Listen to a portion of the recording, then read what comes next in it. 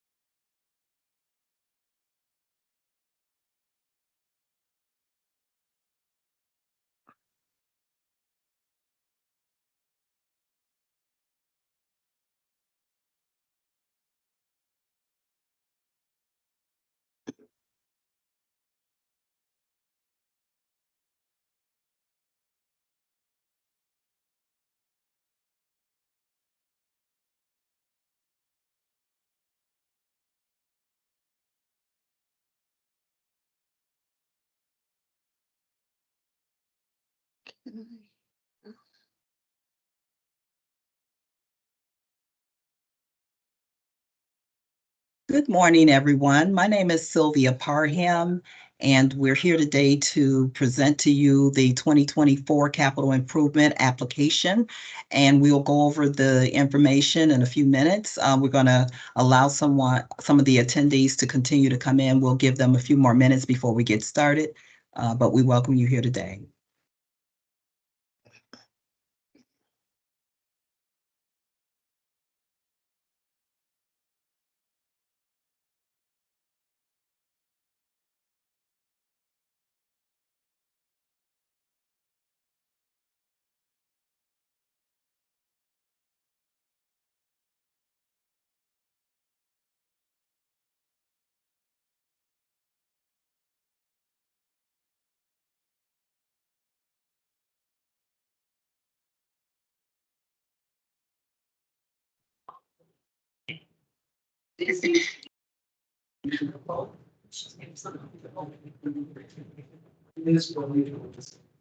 Good afternoon. We're going to get started. Again, good afternoon, everyone. Can you please mute your sound, please? Raina? Okay. My name is Sylvia Parham, and I'm the Grants Coordinator for the Bureau of Economic Development, Department of Planning and Development. And on behalf of Cook County's Board President, Tony Pretwinkle, and the Board of Commissioners, Sochi Flores, the Bureau Chief for the Bureau of Economic Development, Susan Campbell, the Director for Planning and Development, and Cheryl Cook, Deputy Director for Community Development, welcome to today's 2024 Community Development Block Grant Program application webinar. We'll get started. I have Susan Campbell here, our director. She would like to say a few words before we start with the overall review of the application. Susan? Thank you. Thank you so much, Sylvia. Good afternoon, everyone, and thank you for coming and joining us. Many of you are familiar with CDBG as a grant, as well as ESG, and you'll hear more for those who are new to the grant programs. We just want to encourage your best ideas for these programs and also give you a hint of what we see coming down the road in the next year or two. As many of you know, every 5 years, HUD requires that we do what's called a consolidated plan. It's a summary of how we envision using these resources over the next 5 years. So we will begin work on that effort probably later this springtime. And it will go through the spring of next year, where we will begin analyzing the conditions in suburban Cook County and putting forth recommendations for how we feel these grants can best address the national objectives of the funding. So we encourage your participation in that effort. There'll be more to come about those two things. We will be doing it alongside with what's called the Comprehensive Economic Development Strategy, which is a similar effort for the Economic Development Administration. If anyone who wants to apply for grant money to that federal resource must have a CEDS completed. So we will be completing that along with our con plan and completing our fair housing plan, provided that HUD stays the course in continuing to roll out their rule regarding fair housing as they said they would in the spring of this year.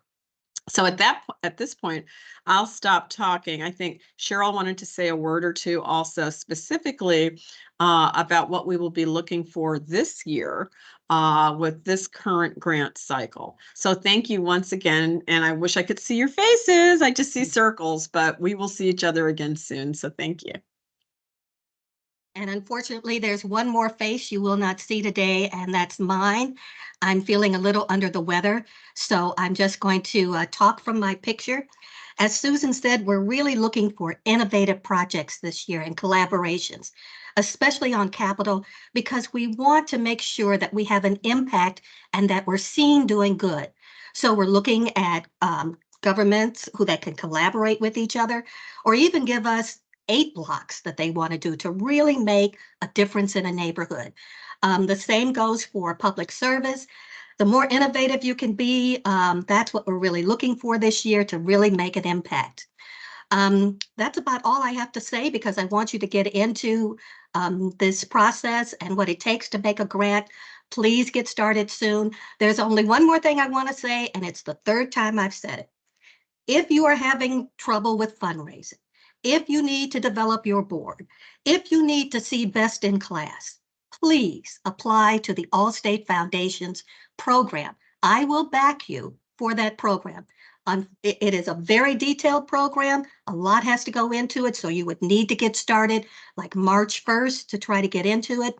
It travels all over the country looking at best in class. Please take a look at that program to try to apply for next year. All right, Sylvia or Erica, who's ever on first, take it away. Thank you, Cheryl, and thank you, Susan. We'll get started. For those of you who may be new with our Community Development Block Grant Program, I'll give you just a little bit of overview in terms of what the Community Development Block Grant Program consists of. We receive funding from the United States Department of Housing and Urban Development, known as HUD, and we use these funds to support suburban communities and nonprofit agencies throughout Cook County. Since 2011, under President Prettwinkle's administration, the Community Development Block Grant Program within Cook County received over $120 million in capital improvement, public services, planning, and emergency solution funds that have been dispersed to communities throughout Cook County. The funds were used to assist communities and nonprofit agencies with projects such as infrastructure, public facility, public services, and the emergency solutions grants. The funds for Cook County CDBG program are extremely limited. Therefore, this process is going to be extremely competitive. We get in over 80 projects or applications for projects each year, and we only have approximately 6.7 million out of our 10.5 million annual allocation to disperse to our community capital improvement projects. And with this being said, we ask that you listen attentively as we go through the presentation. And if you have questions, we're going to leave those questions to the end of the presentation. And if we aren't able to answer those questions towards the end, we will be more than happy to receive an email from you and contact you with any concerns you have. So I'll start the presentation right now, and we'll just try to get through this and so we can move forward to our next presentation, which would be our public services afterwards. So again, we're going to start with, okay, my screen is not moving. Can you guys see the screen? If someone from my department can wave your hand or say something on the mic to say if you see the screen. It's there. It's there? Yep. Okay. See if it can move.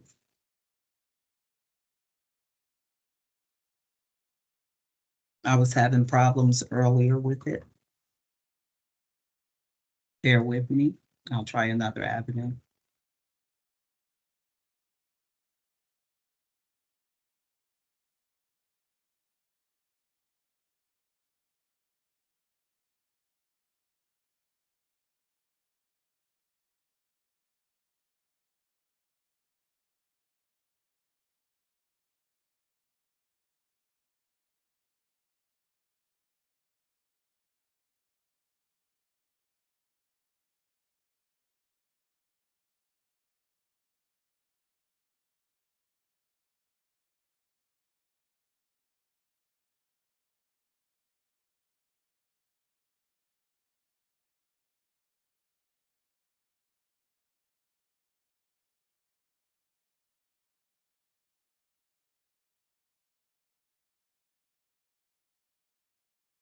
It's not moving. Okay, there it goes. It's moving. Hold on.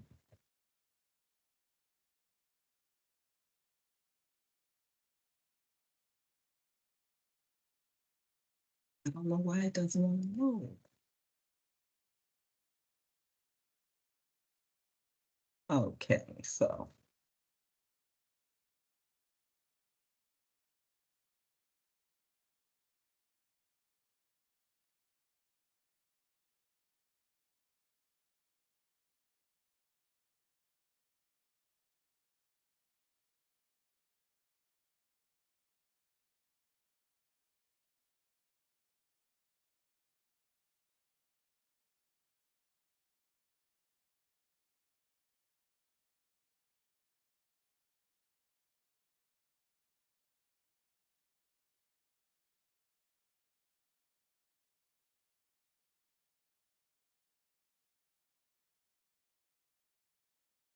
Okay, it looks like we're back on board. Sorry about that, everyone.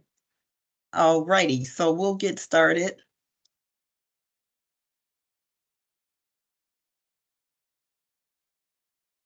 And we're going to start with the nature of the CDBG program. Again, I apologize for the delay, was having technical difficulties. I'll keep my camera off. Maybe it's the bandwidth that's not working. So again, I mentioned that we're in collaboration with the United States Department of Housing and Urban Development, known as HUD, and we are working in collaboration with them to make sure that we support communities that are looking to revitalize their neighborhoods with economic development and to improve their public facilities as well as their social service programs. Today, I'm going to be discussing the main objectives that HUD requires us to comply with, and that will start with our national objective, our program and threshold requirements, our capital improvement project priorities. I'll go into details in terms of which projects are eligible and the different project types that we funded in the past.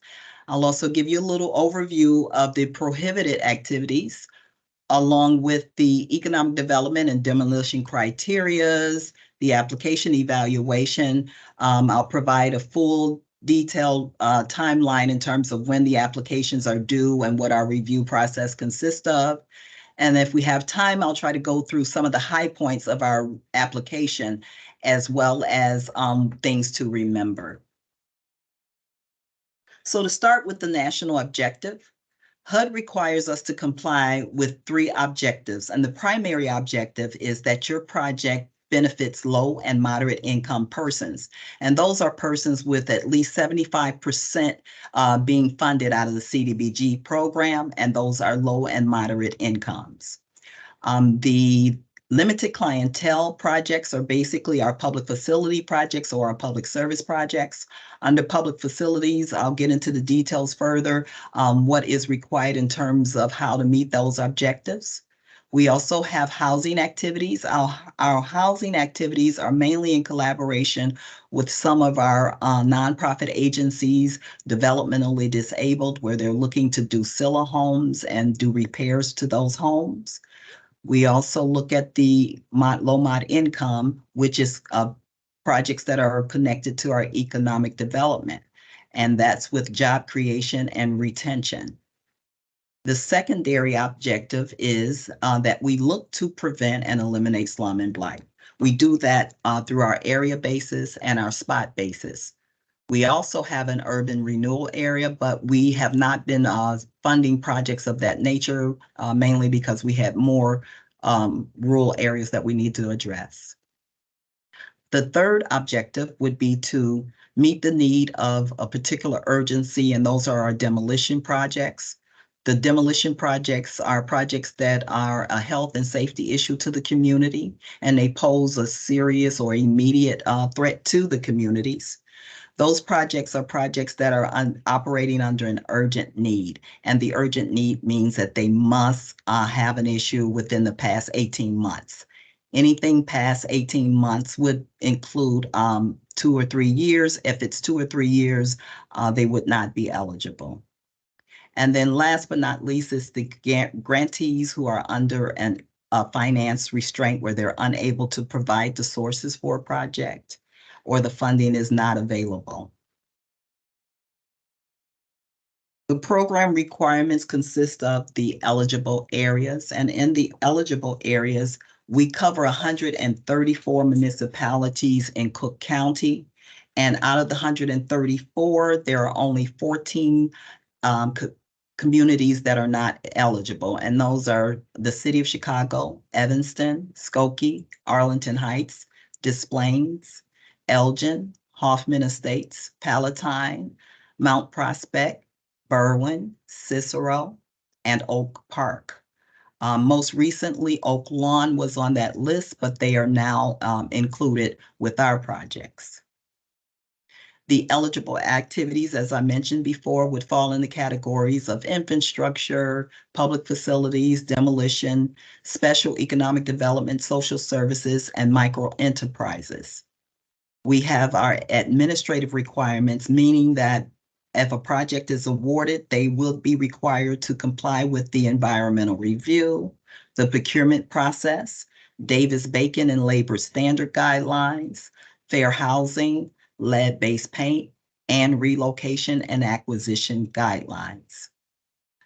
The projects must be consistent with the Cook County's current consolidated plan, and that consolidated plan is for program year 2020 to 2024. We're in the process of starting the next consolidated plan, which would go through programs years 2025 through 2029. So the consolidated plan will be completed next year, and you would have to comply with that one. But for this year, you are required to comply with the 2020 to the 2024. In addition to complying with the consolidated plan, we also have a requirement under the low mod income data, and the low mod income data census is for program year 2011 to 2015. It's pretty much the census tract and block group information, and the low mod income percentages come from the ACS, and we have a mapping tool that we will include in with your application that you can go in to determine whether or not the project that you've identified meet that criteria. The threshold requirements for capital improvement. In the past, we would allow an exception, and the exception was for water and sewer, and it was below 49%, but that no longer is available. Currently, we are operating off the area benefit threshold of 51% for infrastructure, water, sewer, or any flood control projects. That means that if you go into the area block census tract, the ACS, and you identify a site or location that you would like to have funded under the program, if it does not fall within 51% or above, we would not be able to award that contract, that project. For capital improvement, we have a cap of $400,000 for municipalities on their infrastructure projects and $200,000 for nonprofit agencies. And I'll get into the details in terms of what those types of projects are later in the slides. And then again, you are only allowed to submit an application for one project under capital improvement.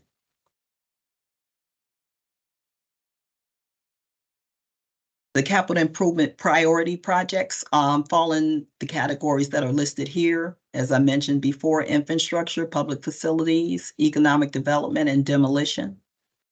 We encourage when you submit your application that you look to do a prioritization with your jurisdictional funding requests, and that is looking to work in collaboration with other municipalities or agencies that could assist you with your project. We also look at coordinations with the improvements for single projects. We also look at the support for capital improvement in public facilities. And we target infrastructure projects and programs that will promote economic development efforts. So if you have a project that would promote those efforts, we look at those to submit those applications because they are highly recommended. We have priority projects and programs that will help to address the job housing disconnect. And again, those are our economic development projects for job creation and job retention. And I'll get into what those requirements look like a little bit further down in the slides. And last but not least, we ask that you coordinate closely with your infrastructure resources. So if you have any additional resources within your communities or within your agencies, that you work closely with those and you provide that information in your application. So as far as eligible activities, we look to fund, and these are some, but not all, the ADA compliance renovation of public facilities, as well as for capital improvements. We look at rehabilitating residential and non-residential structures. For our demolition projects, we have to make sure we take in consideration the relocation plan. We provide provisions to assist nonprofit businesses to assist them with carrying out job creation and retention. We are eligible to do acquisition for real property, but we have not tapped into the acquisition as of yet, but we do have the ability to work on those. And then public services programs, which Erica Branch is going to be giving you more details about that. And then other energy conservation and renewal resources are available. Now, as for the project types, under infrastructure, we have streets and alley resurfacing, water mains, sewer lines, bicycle and pedestrian improvements, and transit accessibility. A project that's similar to our transit accessibility is a project that we did in Dalton, where we actually did a relocation of the water main, and it intersected with the railroad line. So the water mains had to be relocated. So that's just an example of one of the transit accessibility projects. We also have public facilities where we do our recreational facilities. If you look up in the corner, Aspire of Illinois was one of our projects where we transformed a warehouse into a facility to service the developmentally disabled individuals. And this became a state-of-the-art facility where they were able to train developmentally disabled individuals in hospitality, computer skills. They worked with the areas where they actually were able to do laundry facilities for like hospital settings, and then also assisted them with preparing them for interviews as they go out for their job search. In addition, we had ADA parks that we have entertained. We are working to like replace playground equipment. We also have energy efficient improvements where we work with lighting, doing restoration for street lights. We have disabled accessibility improvements. So if you need to put in new ramps into a facility, and that again would be a nonprofit agency where you are servicing those individuals with disabilities. We also have economic development, which is our special economic development and social service and micro enterprises. And as I mentioned before, we have demolition, residential structures for vacant buildings, and then also looking to service those projects that need to have debris removal or asbestos removal. Now, the non-eligible projects consist of the following, but is not limited to all. Any project that is connected to a governing body or any expenses or any political projects will not be eligible under CDBG. In addition, the following may not be assisted with CDBG funds, but we would take a look at it to see how it connects to other projects, which would also be a possibility. And that's projects that have purchases of equipment and new housing construction or operating maintenance expenses or income. And the only one that would probably stand out for me in terms of being able to fund would be the purchase of equipment, and that is if it's standardized or if it's connected to a project, then it cannot be removed. The next section is the economic development criteria. And here we just give you a little bit more information on the special economic development projects, which consist of acquiring, constructing, or reconstructing projects for commercial or industrial buildings. And then we have our micro enterprises. These are all special projects. So it would take a little bit more review on these just to make sure that if you have an innovative idea, that it does fall in within the realms of making sure that it qualifies with HUD. So the micro enterprise is a workforce development, and we focus on general support to the owner or persons with development who are developing micro enterprises. We provide financial support as well as technical assistance. And for our social service and capacity building projects, this is an activity that's targeted to the capacity of an entity. So again, we look at neighborhood revitalization or economic development activities. As for our economic development activities, it's important that you understand that if you're applying for that, your primary focus should be on making sure that you can create job creation or job retention for those individuals on a full-time and permanent basis. And the annual cost would be for the job would be $35,000 per CDBG fund. So you'd have to have one full-time equivalent for $35,000. So if you're asking for $70,000, you would have to have at least 2 full-time equivalents. As for the demolition projects, again, we focus on slum, blight, and spot basis, eliminating specific additions for blight. We look at dilapidated properties and any property that will pose a health and safety issue. We look at the urgent need, and again, the urgent need means that the project must be in a deplorable condition within 18 months. Anything outside the 18 months would not qualify. And so we're just going to get into a little bit more of the application evaluation process. And we have several sections here that we do during our review process. I'll go over the timeline shortly after this, but just to let you know, it's vitally important that you complete all sections of your application because we will be ranking them based on a 100-point score. And each of the categories that are listed here tells you what the total amounts of the score or the points that you can receive for each category. The project need and justification category is 35 points. And under there, we want to make sure that you have a clear project description, you have location identified, you have maps and photos provided, and it must be consistent with, again, our current 2020-2024 consolidated plan. We ask that you provide all accomplishments specific to the project, what your anticipated outcomes would be. And if you have any new or improved access to beneficiaries, that information must be completed and inserted in that section. As for capacity and skills to execute the project, there's 25 points for that section. We ask that you provide us with an explanation on the capacity and the skills to execute the project.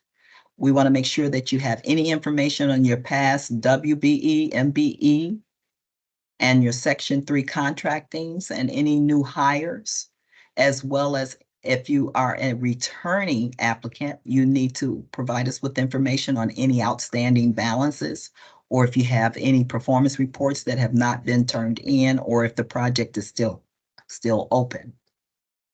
For our leverage of other projects, this is a section that we included in just to give us a little bit, give you an opportunity to have a little bit more weigh in on the application. It's not required by HUD, or nor is it a major requirement. So if you do not have additional funding, you won't receive the points, but you will not be excluded. For clarity and reasonableness of the proposed costs, this section I want you to make sure you pay very close attention to. Make sure that your budget is completed. Make sure that you receive a cost estimate that's reasonable.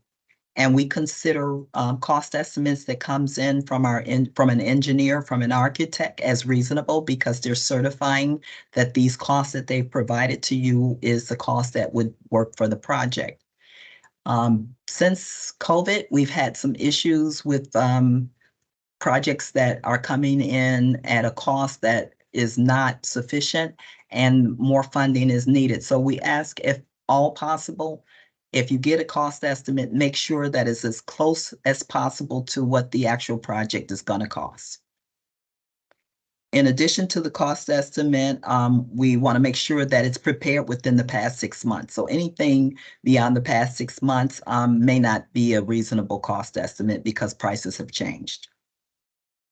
And the proposed cost estimate must also reflect with prevailing wages and the Davis-Bacon requirements. So for the broader context, this is where we're looking to leverage some of your other projects or some of your other agencies. If you have projects that you've identified or you work with CMAP on, or if you've worked with projects with MWRD or the Invest in Cook program, we ask that you list that information, because you can get up to 20 points if you have those agencies that you've worked with, and describe a little bit about the project. Just don't say that you've worked with CMAP or you work with MWRD or Invest in Cook. Give us a little bit of explanation in terms of what you actually did. Now, those are the points that you can gain 1 through 5, but then we get into points that you will lose. If the project is not ready to proceed, we have a strict timeline in terms of moving projects along. The capital improvement projects have a little bit longer timeline, but we ask that you complete those projects within 12 months. So if you're ready to proceed, you will look favorable and you will not lose any points if you indicate in your application that you're ready to proceed with the project. You will also lose points under number 7, our fair housing and racial equity section. There is a survey for municipalities that you must complete and make sure that it's done prior to submitting your application. And then for nonprofit agencies, we ask that you complete the racial equity section. If those sections aren't complete, you will lose 10 points. And then the last category here is for financial capacity. You must complete an audit or have a most recent financial audit that you're submitting. And once you submit that, we'll accept it. If you feel that you don't have that, you will most likely receive a negative point for that. We won't say if it's a -10, but you will receive some negative points depending on what you were able to submit or not able to submit. So this is the program funding cycle. Our program year starts October 1st, 2023 through September 30th of 2024. And as you all know, the applications were launched on last Wednesday, January 17th. The webinar is today, and the applications are due on March 22nd at 5:00 p.m. There are no exceptions. All applications must be turned in by 5:00 p.m. If it's not turned in, we will not be able to accept your application. We'll start the application review period on March 22nd. We will start reviewing the applications as they come in just to make sure that we have everything. However, the actual review will begin immediately after the due date. The review process will end in May, the end of May, and we will be submitting documentation to our EDAC for our public hearings as well as our approval of the projects in June. And then they would go through our board review, Cook County Board Review, for an approval in July. If your project is selected and you are awarded, we send out our award notices in August, and we hope to also send out the denial letters at the same time.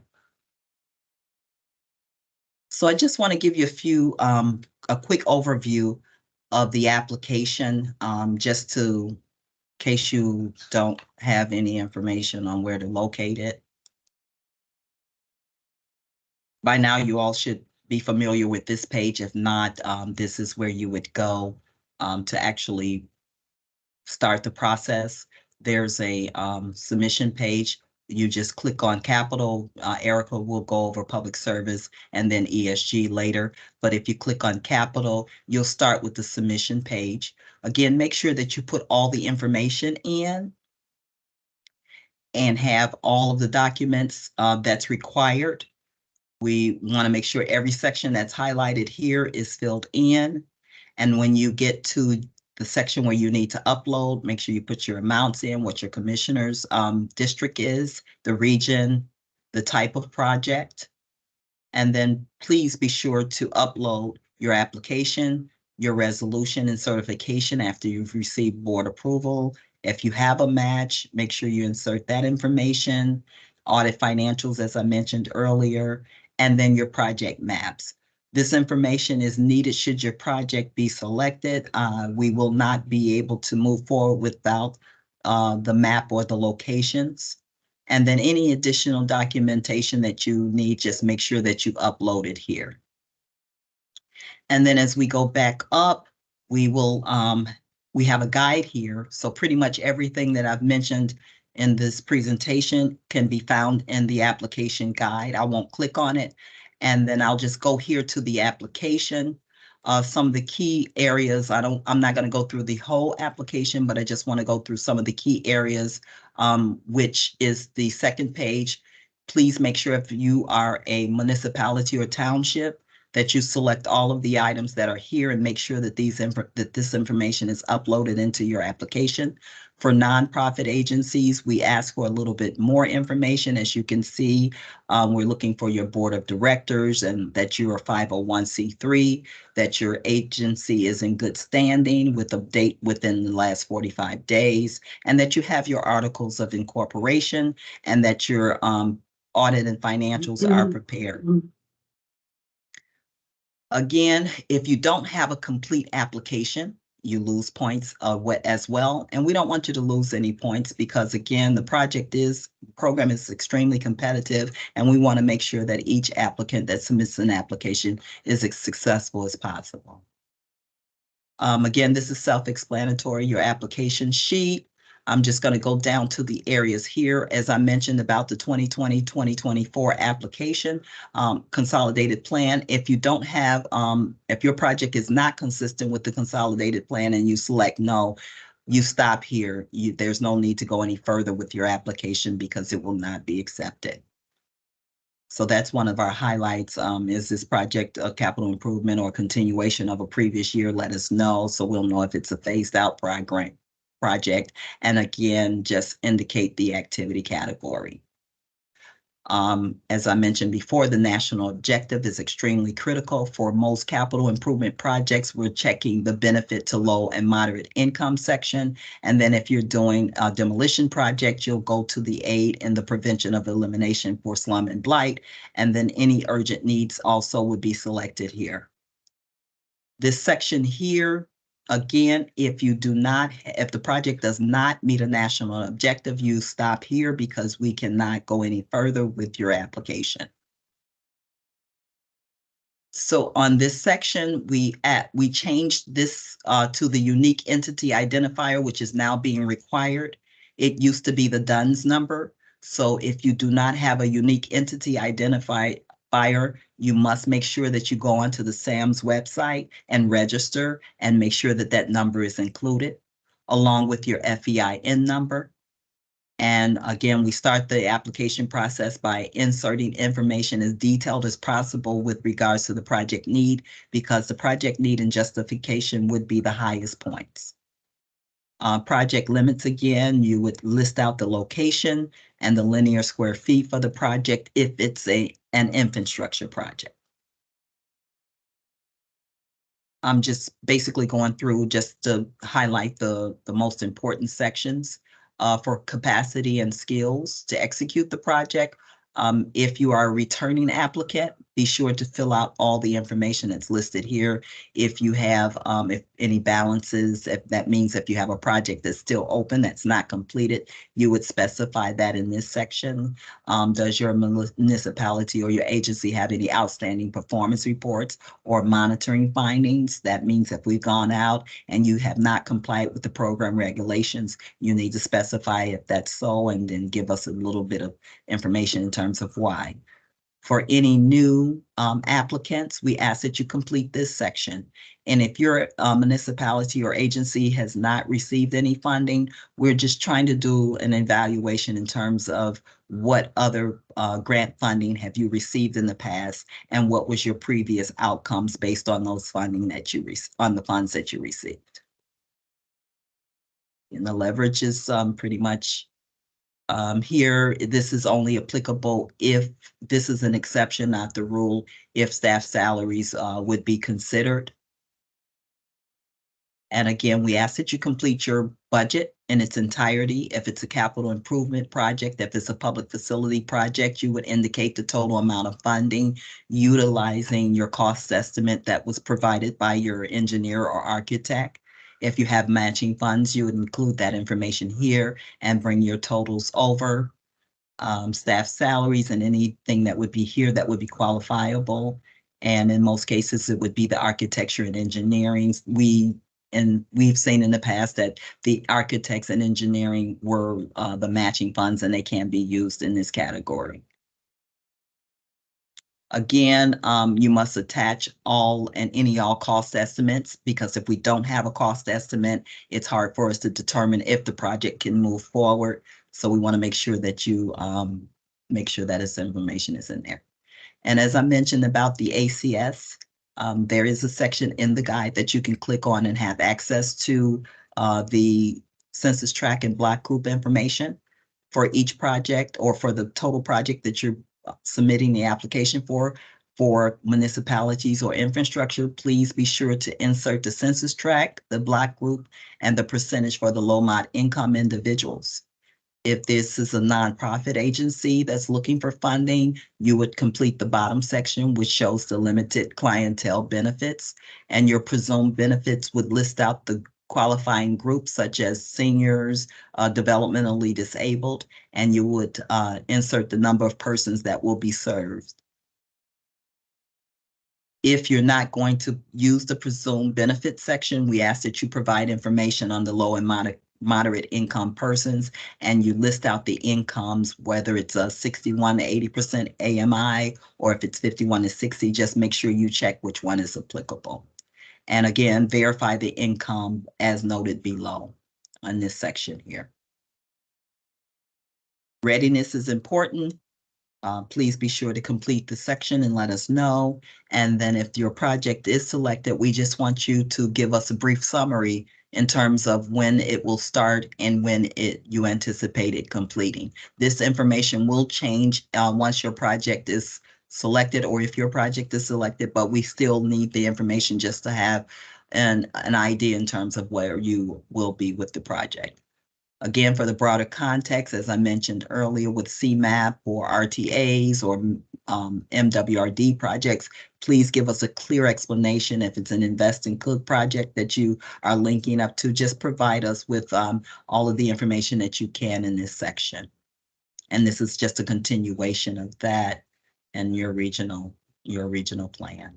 So pretty much economic development and the impacts of economic development.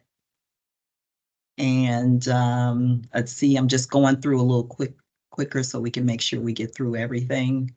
And then the instructions for your resolution and certification. We provide an example, but you can use your own resolution and certification for your municipality or agency. And please be sure to make sure the application have the same person authorized to sign the resolution, sign the application as well.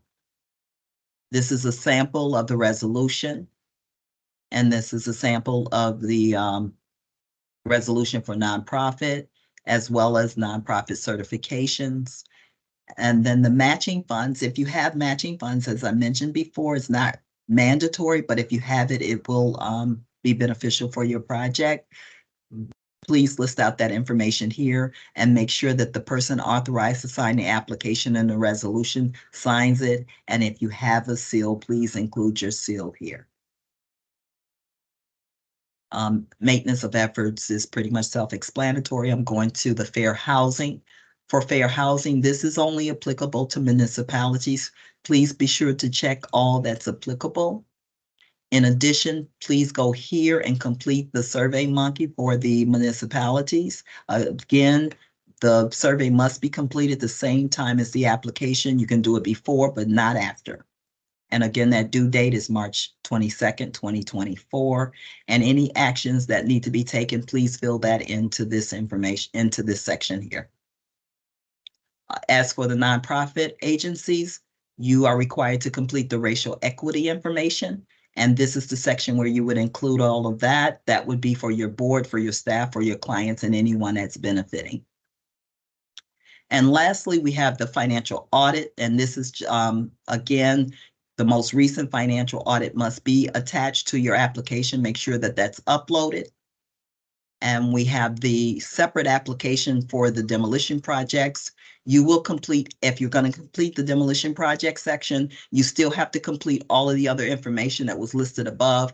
But in addition to that, you'll make sure you complete these 2 pages here. So that pretty much concludes this section of the application review. And then I'll again just go over some of the reminders.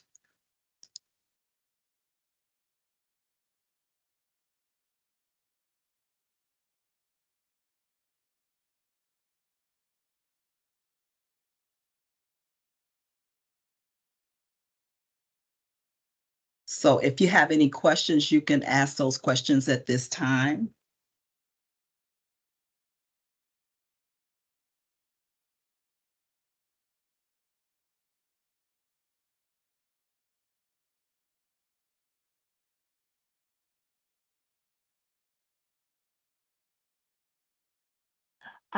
Sylvia, I think I might have been muted, but there were a number of questions. Yes, in the I'm chat. just, Oh, beautiful. yes, I'm Sorry. just getting to those. Yep. I'm just getting to those.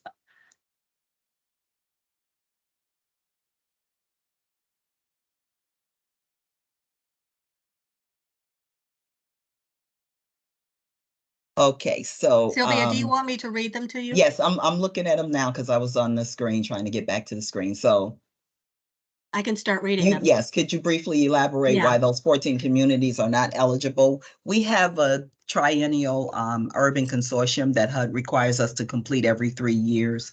And we submit information to the 134 communities that are eligible under Cook County. And those communities respond back stating that they would like to join our consortium. And those are the agencies that we service. The city of Chicago, they have their own CDBG allocation as well as the other 14 communities. And we don't service those who already receive funding from HUD. We only service the ones that are under our jurisdiction.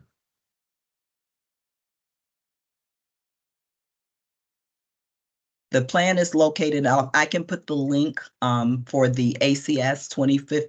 It's the 2011-2015. At this time, we have not received the updated ACS. So we're still operating off of 2011-2019, and I can provide that in the chat, but it's also in the application.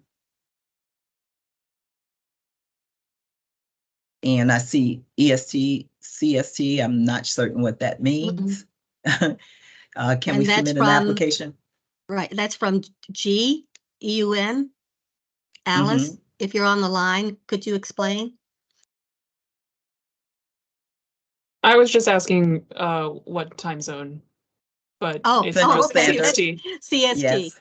Yes, Okay, CST. Sylvia, Mhm. your Yep. next question is, can we submit? Yeah, can we, yeah, I application- have it. Can Mhm. we, I'm good. Can we submit Okay. applications for a project that begins before August 2024, but specify costs incurred after that?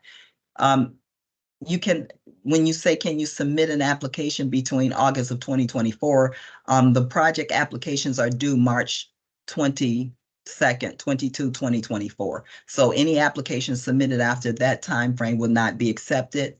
Our awards for the application for this period will be announced in August. With the Which- SILA for, For With those the with sil- mental health issues rather Yes, than developmental yeah. disabilities be considered? The answer is yes. with the mental health. Yes, they would be considered. As I mentioned about the Scylla homes, we have, if you have a nonprofit agency and you qualify and you've completed all of the requirements, mental health facilities being repaired would be a qualifier. After Are colleges colleges- and universities eligible Oh, you for wanted to- funding? okay. No, colleges or universities are eligible for the funding. It's only for communities and nonprofit agencies. It depends Are- on what the college and university is asking for. So we're looking at 2 universities that are looking at the area right now. So it just depends on what you're asking for. So the answer is kinda yes. And if you wanted to contact me at Cheryl.Cook at Cook County IL, please do, because we are looking into that. But we cannot give the money to the college or the university for courses or staffing or anything like that. Planning, yes. Cheryl, sorry, but I don't believe HUD will allow us to fund colleges and universities. Not directly, but we can do a plan around it. We can do housing around it, and we can do streets according to HUD, but we cannot give to the university or the college. So they would have to involve the city that they're located in Okay. as a And s- collaboration. Sounds great. And so for public libraries eligible, yes, public libraries are eligible. They can apply separate from the municipality, but they would be on a regular municipality application. And it depends on the type of project that you are slated for. If it's something that is geared towards assisting with developmentally disabled, putting in compliance or ADA compliance ramps and things of that nature on a rehab basis, it would be eligible. Can an application include multiple sites if the project can be bid out as one? It can include multiple sites that are connected. If it's a site that's not connected, it would not be eligible. But if it's a nonprofit agency with a rehab to conduct 2 or more SILAs, yes, that would be eligible.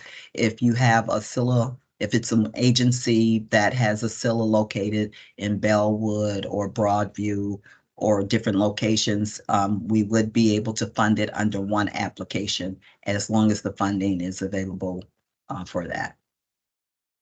How are you looking at match funding for nonprofit economic development projects? For example, would existing funding for operations count as a match? Yes, it would.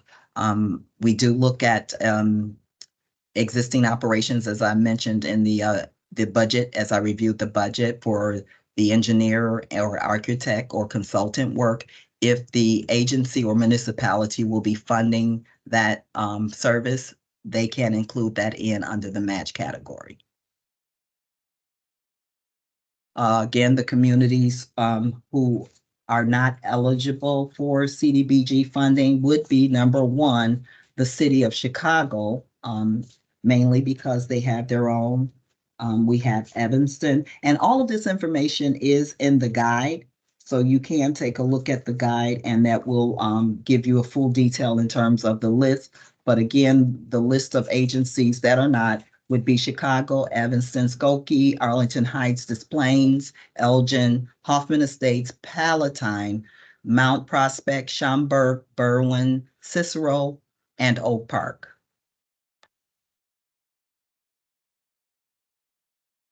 Okay, and then our our park districts eligible. Oh, I have to go back up. If announced in August, are the funds available for October 1st, 2024? Is anything reimbursable? The program itself is reimbursable. If the announcements are completed in August of 2024, the next step would be to prepare for the agreements. And our agreement period normally lasts probably about 3 months. So the agreements will actually be sent out in January or February, early February, if that. And again, the program is a reimbursable program. So the projects would have to be paid out utilizing the municipality or the nonprofit agency dollars, and we reimburse that. Are park districts eligible for funding? Yes, park districts are eligible just as the libraries are. You would again have to identify a project that's eligible and review it with your board and submit the same resolution and certification as you would if you were a municipality or a township or a nonprofit agency. Are federally qualified medical clinics eligible? We do not, again, that would probably apply to the same situation with the colleges or the universities. So I think this would be one that you would have to reach out to us and let us review it in detail to see if you're doing this in collaboration with another project, or if it's a standalone project, then that would be the determining factor. What type of actions would be put in the comment area of the Fair Housing Action Plan for municipality plans to meet any area of weaknesses? I would recommend that you go into the survey. The survey is pretty much self-explanatory and it would provide you with all the information that's being required. Some municipalities have completed the survey, but they are still working to actually complete the plan because these fair housing is a tiered approach. So any information that you don't have or readily available, like ordinances that you've adopted within the municipality, you would probably put that plan into that section where it asks for an action plan. So I have a hand raised. If you would like to unmute yourself and ask the question that you have. Sure. For some reason, I can't put it in the chat. So okay, that's okay. I just have a question about the area benefit threshold. Can you just explain what the meaning of that is one more time? Okay, the area benefit basically is stating that you have to, within a certain area, like say, for instance, if you're doing a street infrastructure project and you go to the ACS and the block group or census tract is below 51%. Then that instantly says that that project is not eligible. It does account for the universe for the community, and then it does account for the area. And the count for the area is basically saying how many low, moderate income persons is being serviced in that area. So if the low mod income persons are less than 51%, then that section would not be eligible. And when you click on the ACS, it will also provide the block group, which would be either block group 1, block group 2, block group 3. And then it also tell you specifically what the low mod income percentages are. Thank you. You're welcome. Any other questions?